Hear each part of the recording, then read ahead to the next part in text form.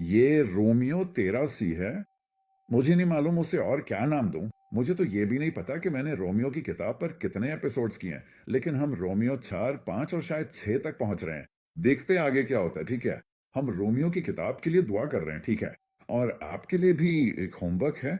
सिर्फ आमीन ना कहें, मेरा मतलब है ये अच्छी बात है।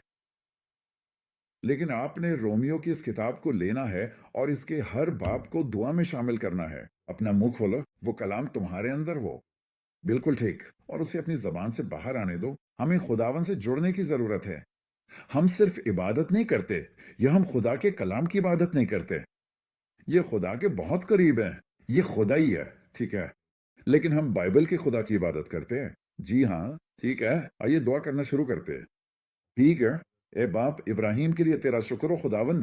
कोई शख्स जो आज के इराक में घूम रहा था, खुदावन यसू, और तूने उसे पुकारा और कहा आओ यहां आओ, ठीक है? और तूने उसे पुकारा और तूने उसका नाम इब्राहिम रखा, खुदावंद।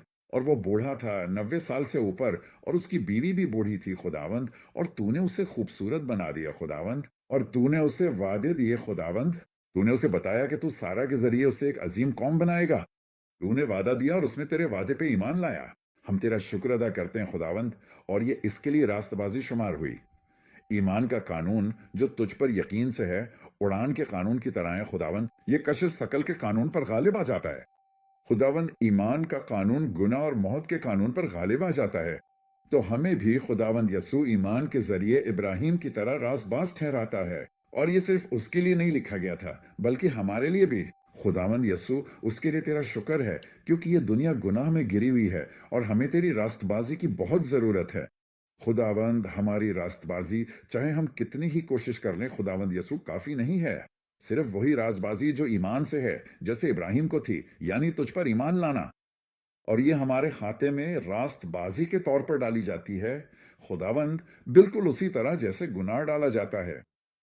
राजबाजी भी हमारे खाते में डाली जाती है, और हम उसके लिए तेरा शुक्र अदा करते हैं। हम तेरा शुक्र अदा करते हैं, खुदावंद, कि एक आदमी की वजह से, ठीक है, रोमियो 5 में, एक आदमी की नाफरमानी की वजह से सब मरते हैं।